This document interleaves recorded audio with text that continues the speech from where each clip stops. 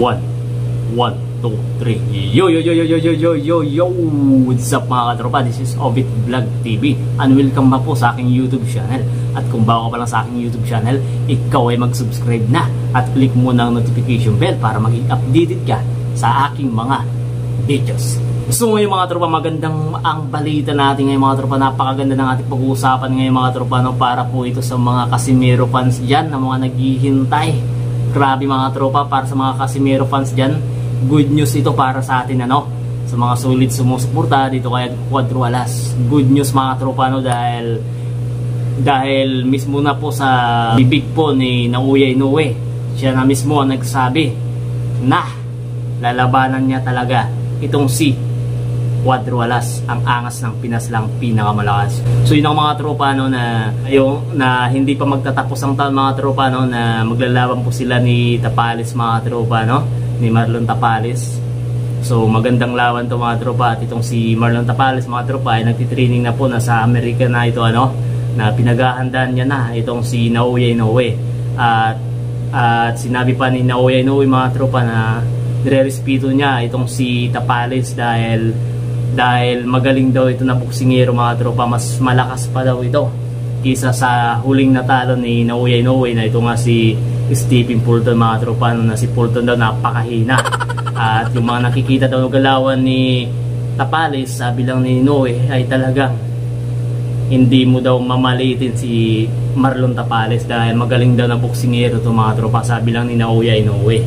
So yun ang mga tropa, no, magandang balita ito mga tropa, no, na si Inoue na mismo ang nagsabi na lalabanan niya ang natitira na malalakas dito sa 122 pounds super bantamweight daw, na isa na nga dito ay si Idol Casimiro, ang angas ng Pinas lang pinakamalakas. Na yun ang mga tropa, sabi ni Inoue na lalabanan niya ito. So tatlo pa, pagkatapos kay Tapales, tatlong boksingero pa ang lalabanan niya dito. Na yan ang sabi po ni Naoya Inoue mga tropa, ay isa na po doon itong si idol natin na si Casimiro, ano. So bago siya umakyat daw ng featherweight mga tropa, itong si Naoya Inoue ay gusto niya pulbusin, gusto niyang talunin lahat ng nasa super bantamweight.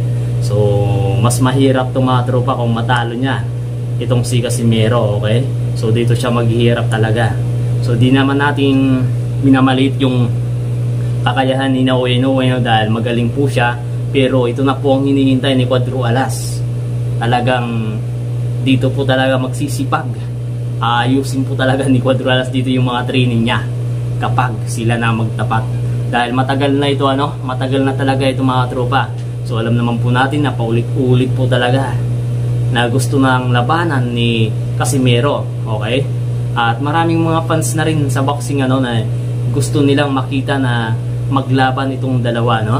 At yung mga Japanese fans, ano, na gusto rin nilang makita na maglaban itong Casimiro versus Naoya Inoue.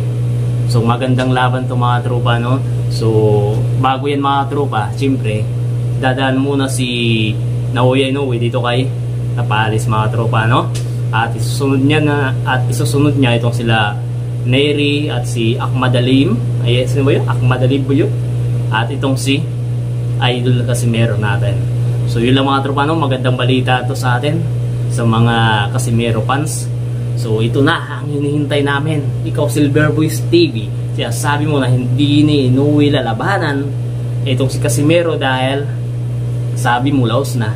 Ngayon sabihin mo na laos na, ha? Si Naoya Inoue na nagsabi mismo. Ikaw Silver Boys, ha? Ikaw yung sumisira, eh. Ha? Ano? Labang ka? BOTY, Battle of YouTubers, eh. Huwag kang ganyan, ha? Yun lang mga tropa, masakit ang ulo ko dito kay Boy Wheelchair na to, eh. So yun lang mga tropa, maraming salamat po at ingat po lagi kayo. Peace out. Subscribe.